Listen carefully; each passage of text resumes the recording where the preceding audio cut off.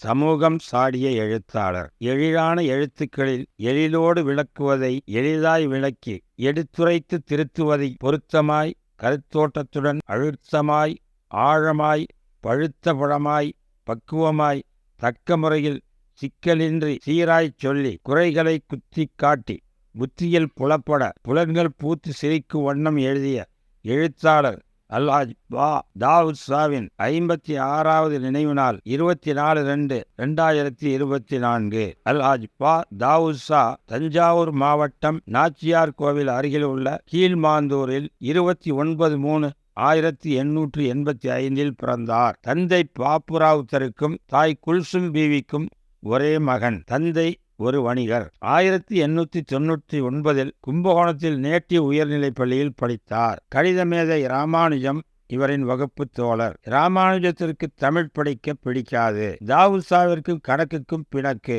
ஆயினும் இருவரும் இணக்கமான நண்பர்கள். தாவூத் ஷா ராமானுஜ ஆச்சாரியாரிடம் நன்னூல் முதலான இலக்கண நூல்களையும் கம்பராமாயணம் முதலிய இலக்கிய நூல்களையும் கற்றுத் தேர்ந்தார். கல்லூரியில் தமிழ் தாத்தா உவேசாவிடம் தமிழ் பயின்றார். முன்னாள் இந்திய குடியரசுத் தலைவர் முனிவர் ராதாகிருஷ்ணனிடம் தத்துவம் படித்தார். 1912 இளங்கலை பட்டம் பெற்றார். நாச்சியார் கோவிலில் முதல் பட்டதாரி. அதே ஆண்டு ஜூலையில் தென்னார்காடு மாவட்ட ஆட்சியர் அலுவலகத்தில் 25 ரூபாய் மாத ஊதியத்தில் எழுத்தராய் சேர்ந்தார். துறை தேர்வுகளில் தேர்ச்சி பெற்று 1917 சார்பு நீதிபதியாக பதவி உயர்வு பெற்றார். 1921 அரசு பதவியை துறந்து சமூக நாட்டுப் பணிகளில் ஈடுபட்டார். அதே ஆண்டு நாச்சியார் கோவிலில் ஆங்கிலேயருக்கு எதிரான ஒத்துழையாமை இயக்கத்திலும் ஈடுபட்டார். 1921 நாச்சியார் கோவிலில் முஸ்லிம் சங்கத்தை நிறுவினார். அந்த சங்கத்தின் சார்பில் தத்துவ இஸ்லாம் என்ற பெயரில் ஒரு மாத இதழை நடத்தினார். அதுவே 1923 மே முதல் தாருல் இஸ்லாம் என்ற பெயரில் மாத இதழாக வெளிவந்தது. அதன் ஆசிரியராகவும் இருந்து நீண்ட காலம் திறம்பட இதழை நடத்தினார். அரசியல் கட்டுரைகளையும் வெளியிட்டார். இந்த இதழில் எழுதி உருவான இலக்கிய படைப்பாளிகள் எழுத்தாளர்கள் ஏராளம். முஸ்லிம் சங்க கமலம், தேச சேவகம் முதலிய இதழ்களும்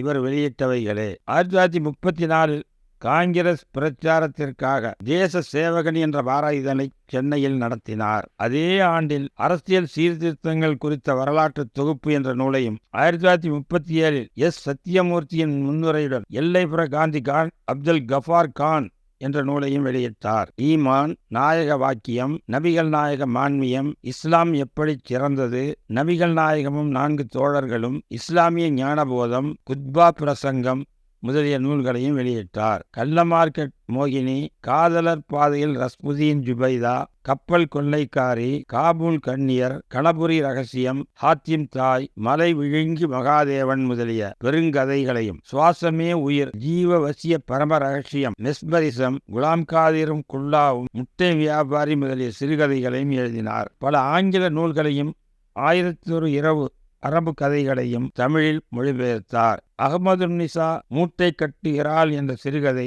நகைச்சுவையாக குறைகளை குத்தி காட்டும் சித்திரம். 1963 இவர் தமிழ் சேவையை பாராட்டி தமிழ் எழுத்தாளர் சங்கம் கேடயம் வழங்கியது. 24/2/1969 இறந்தார். ஒரு கையில் பச்சை பிறைக்கொடியையும் மறு கையில் தாருல் இஸ்லாம் இதழையும் ஏந்தியவாறு என் பொது வாழ்வை தொடங்கினேன் என்று பெருமையுடன் கூறுவார் கலைஞர் கருணாநிதி.